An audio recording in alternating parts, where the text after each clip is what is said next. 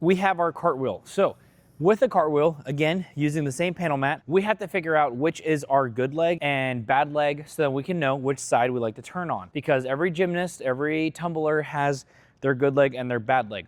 And it might be different for what leg they kick with versus what leg they do a cartwheel with. It doesn't matter if you're right-handed versus left-handed. The only thing that matters is what side do you like to turn in your cartwheel and your round off, okay? Some athletes say, I can do a cartwheel on both sides. Okay, cool, do a round off on both sides. You will see which one is significantly worse and one is way better.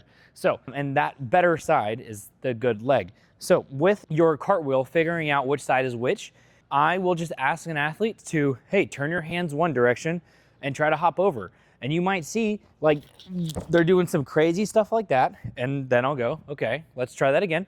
Now this time, turn your hands this way. And then they'll hop. And even if they fall over, one side did objectively look better. How do they know, okay, this athlete is a righty? Cool. I'm gonna have the kid, or I'm gonna have the athlete now just stand up, hands down, and just hop and try to make it to the feet. Even if they fall over, that's fine. Tell them to keep their hands down and then stand up. And so again, we found which side we like to turn to. We know which is which is gonna be our good leg, but we wanna keep it simple, keeping our feet together. And then we're just learning how to put weight onto our hands without falling over. And once they get that hop progression successfully, then we can start teaching them to, actually, let's get this over. Then we can start teaching them to hop over the entire mat.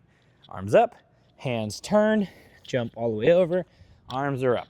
And eventually their legs can go higher and higher until they're just really hopping up. And then now when it comes time to switching their feet, let's scoot this guy back over. You can put a block here of some sort. You can have them start in a lunge now. You can teach them, hey, you want to lunge in your cartwheel, and you can have them hop from one foot to the other, just like this, just to teach them that eventually, right? They're going to land with their bad foot in front and stand up. And so once they have all those three, then that's when we can start teaching lunge, arms up, to turning our hands, to hopping, to feet together, to standing up. And once they have the lunge, to hands, to feet together, stand up. Bella, your cartwheel's better than mine. Then you can teach them your lunge to, yep, you're good, regular cartwheel, all the way up, nice and finished to your cartwheel. And so that's how I would progress from nothing to a cartwheel. And so just some tools, if I had some blocks here, pay attention to the line that I'm using, right? I'm on the line, I'm gonna turn my hands as if the line is still going through the mat and then landing on the line. And so you can use some guidelines, like if I'm spotting this cartwheel, I might sit on this, you're righty? I'm gonna sit on this side and maybe I'll put some blocks here to make sure that Bella puts your hands right there. You ready? And go. I'm gonna spot and finish, nice and straight. We're still on that line. Bella is so awesome. Sweet. And so now we can go back. Maybe I'm going to stack this up, sit here. All right, let's see how Bella does. Oh my gosh, Bella, cruise it over again. You can add another block there. You can add a block there, put a block there, guideline, walk away, and then Bella can do it by herself while maybe you're coaching a different skill there. And so as for spotting, you can just get ready for the hip with their good leg kind of on your side, ready to go for the cartwheel. And you're just gonna kind of cruise your way through. Now it's gonna be easier, of course, with Bella than maybe someone else who's learning, but have control of the hips. And so then if their legs are kicking out, can you do a really bad cartwheel where your legs just flop around the side? That is still too good. Make it really bad. Your legs are all the way through the side. Oh, what was that? Okay, now I'm gonna ask Bella, okay, I'm gonna stop you in the top in a split handstand, because in your split handstand or straddle handstand, that's in the middle of your cartwheel. So ready, I'm gonna stop you at the top.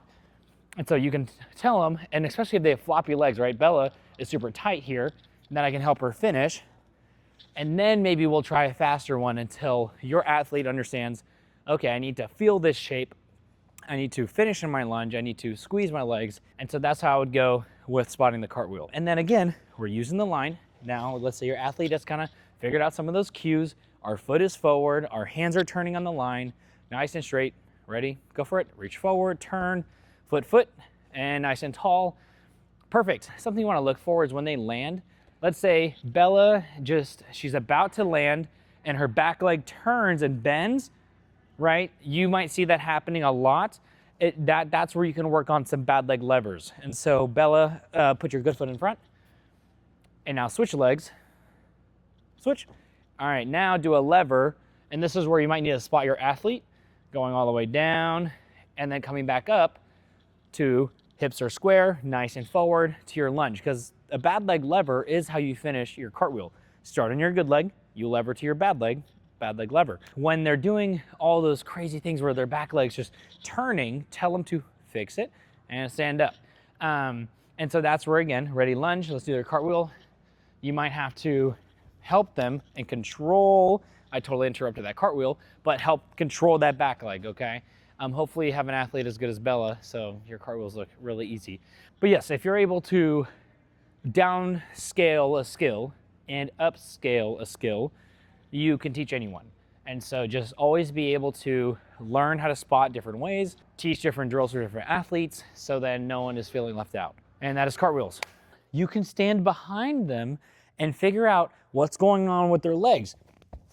Are they over kicking to the side, right? And so maybe that's where you need to stop them in the middle and feel like, hey, sometimes when you stop them in the middle, you'll be all the way out here. And that's where I'll pick them up and be like, hey, I need you all the way up here, not with your legs all the way out. And so that's where standing at different positions can give you an advantage to see what's going on. Now, look at my hands on this one, right? Look at my line. Sometimes athletes will start forward, but then their hands are going all the way out to the side. Now look, I'm gone. Where am I going, right? And so that's, again, different position. You can see different things and you can fix different things. So I can tell, hey, lunge, lever, turn, watch your hands, okay? Stand up, ears covered, lever. So just some extra little pointers there to help you all out.